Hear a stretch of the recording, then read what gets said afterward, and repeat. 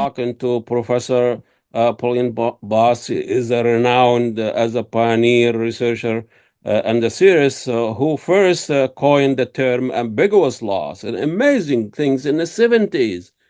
And she has published over 100 paper review, article and chapter and 4 books, and now translated into 17 language. You were teaching at the University of Minnesota. Yeah. I've been reading the new book, The Myth of Closure.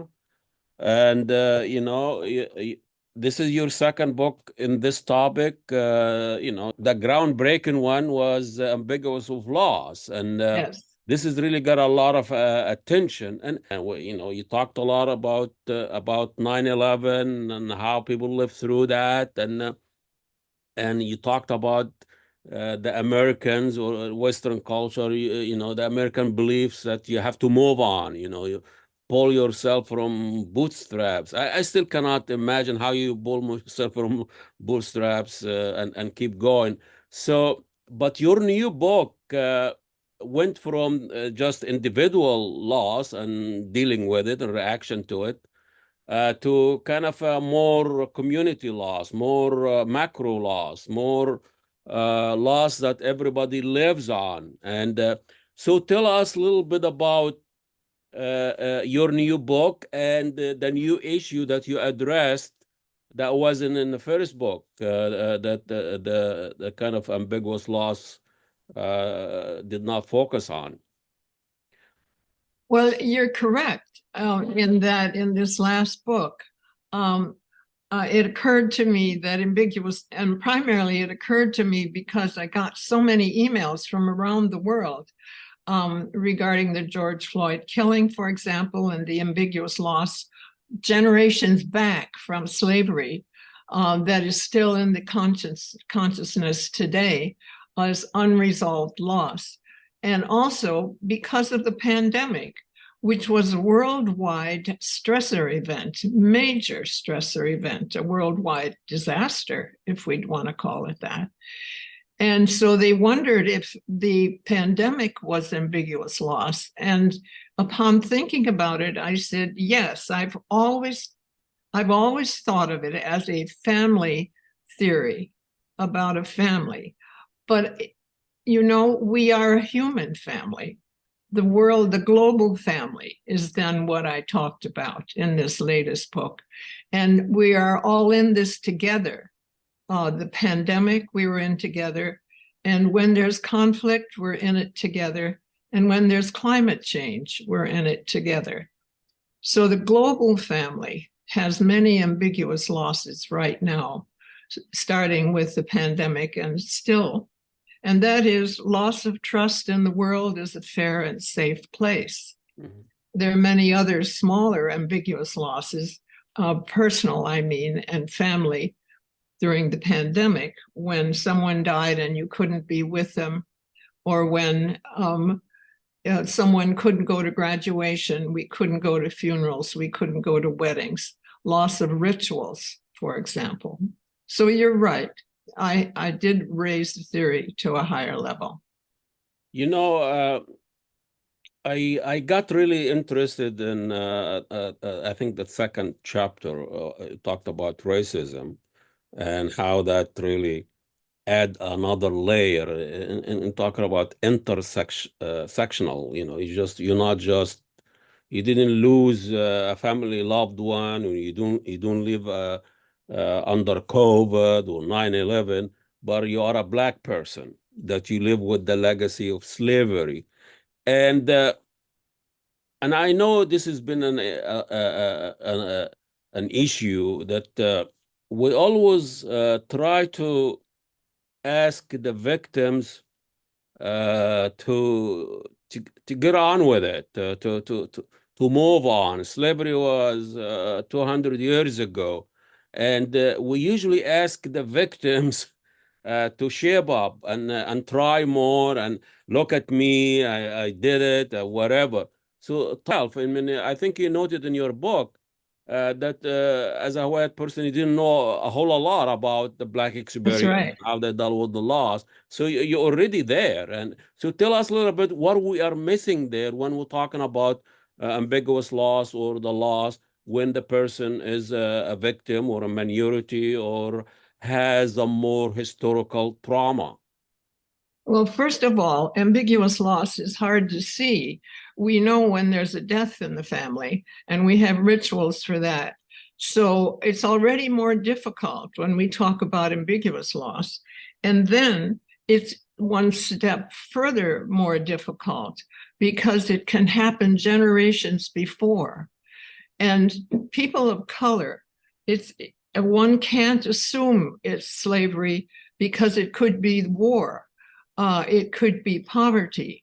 It could be political terrorism, the trauma that caused an ambiguous loss, and the very act of uprooting and coming to this country is ambiguous loss because you've left some loved ones behind, and you've left your homeland behind, and sometimes your language, which are all ambiguous losses. We know from the research of the Holocaust that there is a cross-generational transmission of trauma. And there's a science now called epigenetics that is doing research in that area. So that if one generation had trauma, loss that was unresolved, for example, which ambiguous loss is, it can be transmitted down across the generations, not just from the nurturing of children and how a parent might be with their children if they themselves have PTSD or some trauma, but it also affects what turns on the genes. So it's both nature and nurture that causes the transmission of trauma. It's real.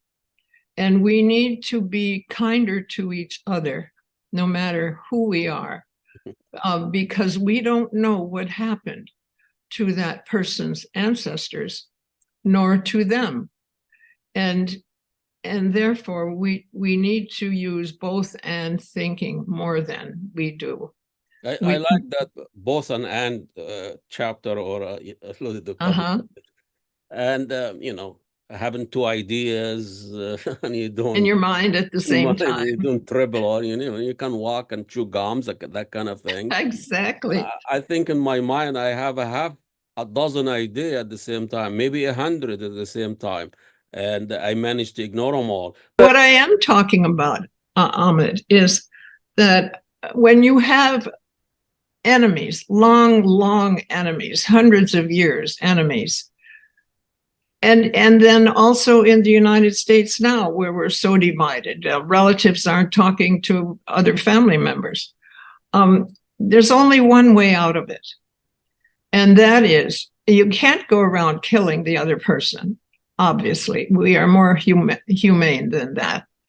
There's only one way out of it, and that's to use both and thinking to embrace the paradox that not everyone is perfect and we can still get along with them.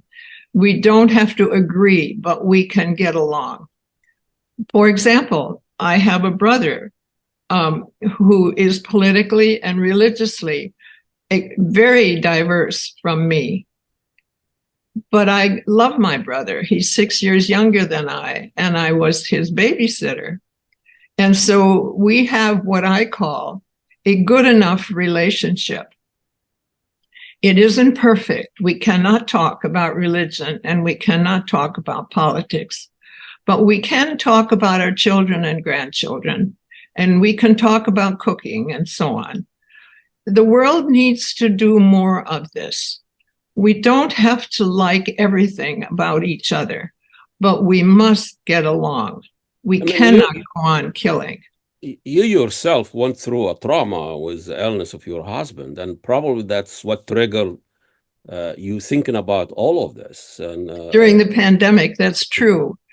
He was on hospice and then died during the pandemic in 2020. And before that, he had been very ill, so I was caregiving for a few years. So it gave me time to think deeper. Also, I was alone, as most everyone was, sequestered because of the pandemic. And then there was the George Floyd killing, and I was watching television that this wonderful young woman, Daniela Fraser, took a video, 9-minute video of what really happened. And perhaps because so many of us were sequestered at the time because of the pandemic, millions of people saw that videotape. Millions of people like me, white, European ancestry, educated. We did not know that police killings of Black men was so frequent. We should have known, but our gaze was not in that direction. But because of Daniela Fraser's videotape, our gaze, we couldn't avert our gaze, thanks to her. Did you know that she got a Pulitzer Prize for that video? Really? For citizen journalism. So I was asking a Black mother about how do you prepare your kids to go and face out a racist society, and how those people, other people look at it. She said that she teaches her kid. I mean, her kids. She said her kid is cute to white, whatever, to the society until he reached 6 years old. Now he's becoming a danger person. Yeah. So how, as a mother, how you raise a child like that, and how you live with the trauma like that of racism? I would rather the mothers didn't have to do that. It's a good question, but that's not the root of the problem. That's called adaptation. We need to get to the real problem, which is racism, which is white supremacy. And I myself have a lot to learn. I have a PhD in education, and I'm not educated in racism. And so I began reading more, and by the Black authors, for example, and I tried to educate myself. And clearly, Daniela Fraser did the most to open my eyes. I think that's what her video did. It opened my eyes. And I lived not far from where it happened. So I was appalled. And I said, this goes on. And your story that you just told, I can't believe it would happen to innocent young boys in a shopping lot, a mall lot. We need to educate ourselves. And right now, I think the division in America is really about white supremacy. And it's also about equality of women, but it's about the white supremacy. And we are in a terrible time of discord about it. And that's what they mean. They want America to be white and male oriented again. It won't happen. The genie is out of the bottle. Change is happening right in front of our eyes. Good change, by the way. Good change. Yeah.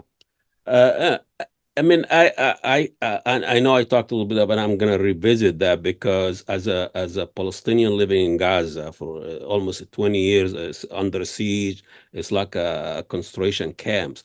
I've been bombed now for almost 2 months. How do you live under that stress, and what's the effect on the children there in Gaza? Because when we talk about all this psychological issue and all this mental health and well-being, we're always addressing the white audience. We look at the brown audience like they don't have a complicated feeling like us. They are terrorists, they're criminal. But when a young white person go and kill 20 at McDonald's or use a mass shooting, we have to dig into the psychoanalysis of that person. Does he have a girlfriend? Was he deprived? But how about those thousands of Palestinian that they are under bombarding the most vicious killing machine, sophisticated killing machine for almost 2 months.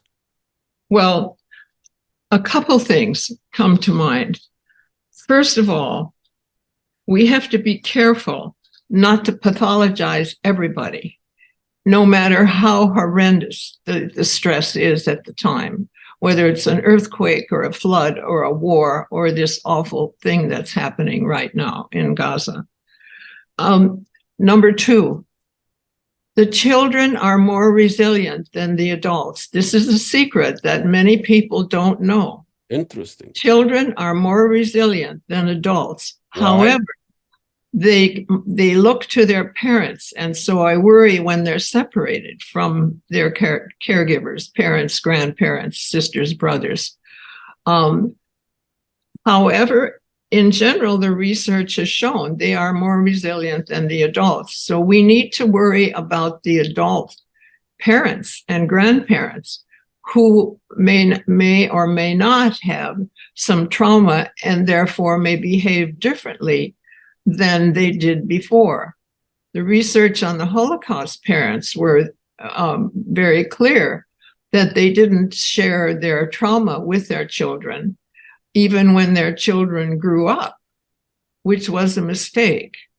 And so they always seemed distant from their children and quiet because they were harboring the ugliness that they had experienced. You don't want to tell the children everything, but I think you need to tell them, I need to cry. I'm crying because I lost my husband. I'm crying because I was hurt.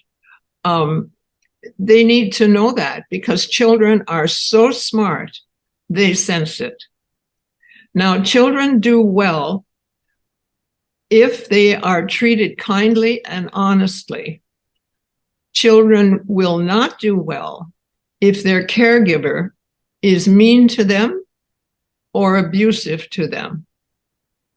So the parents have to be very careful, or the caretakers, it might be aunts and uncles now, that they are not abusive to the child, because that would harm the child. You know, you're not just in your book, you're not just analyzing losses and the different sources of it and how to reflect in our life and our feeling, but also you give us a guide at the end as a practitioner. You've been doing this for so many years from your experience. So tell us a little bit about some of the guides that you listed in the book, the myth of closure. There is some things that you can do to deal with it. Yes, I give 6. I'll focus on 3 right now. So good enough. You have to find meaning in what happened to you. And that's not always easy. In fact, it may take a couple years to come to the meaning that is more than retribution. The meaning cannot be, the long-term meaning in your suffering cannot be, I need to kill the person who did this to me. Or I need to kill myself because this was so horrible. So we intervene immediately if that's the meaning people have.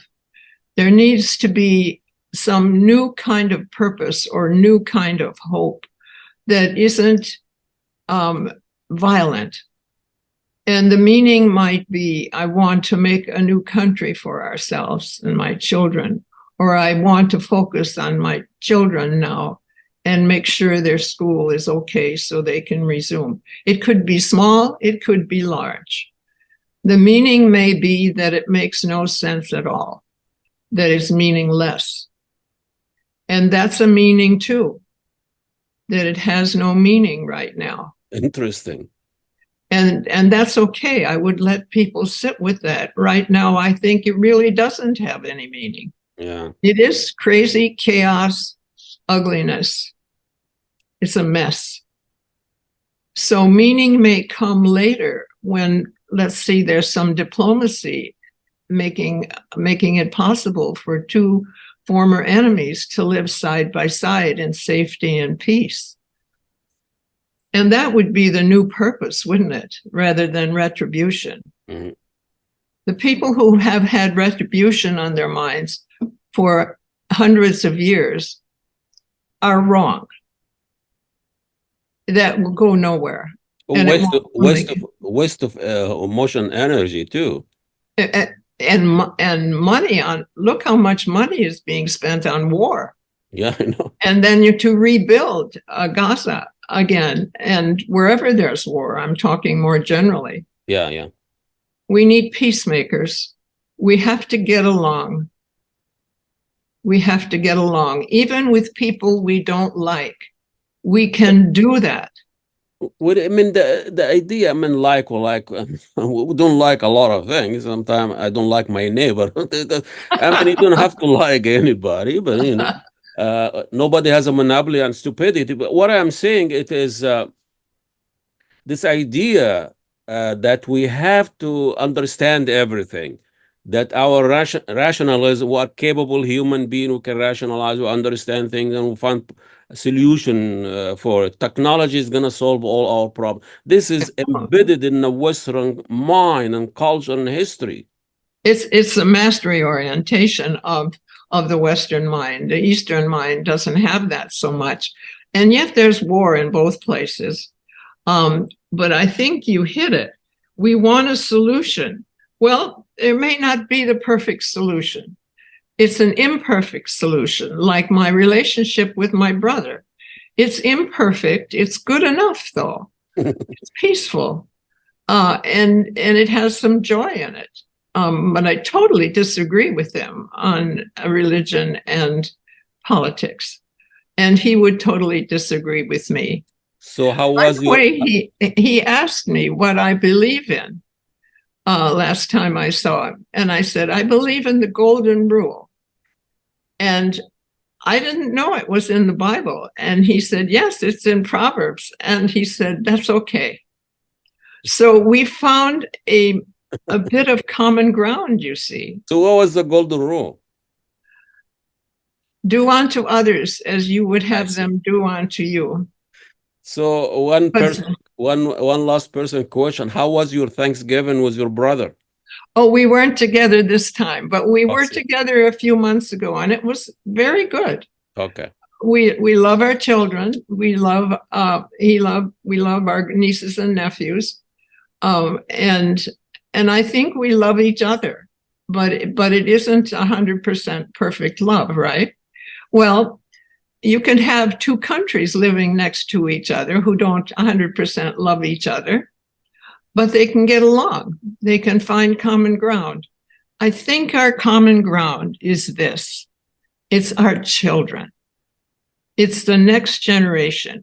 No society can exist if the next generation is killed off. And to see children be killed should be enough incentive to change our ways. I mean, I think if anything we learn from Hitler or Nazism, that if you want to wipe out a race, you have to kill all the children. And that's how wrong. That's genocide. That's genocide. That's well, thank you so much, Professor Boss. And I doing research, but also speaking of your book's been translated to 17 different languages. It's 20 now. 20 now because you added Arabic. So, yes, it's in the Middle East now. Yeah. So how's this going? Did you get any feedback from the Arabic? Yes, I've done Zooms. Yes, I have. Do they raise the same questions? Do they have the same issues? Yes, and it all boils down to how do we get along when we can't have things go our way. Can we get along? So ambiguous loss is frequently a problem you can't solve. You can't have the answer you want. Okay. Well, that's how life is, isn't it? Isn't it? Every day you go through this. Uh-huh. Why it's not that hard. Well, thank you so much. Enjoy the rest of the day. I will talk soon. And thank you so much for giving me the time. This is your second time on my show, and I really appreciate that. It's always a pleasure, Amit. Thank you. Thank you for the book.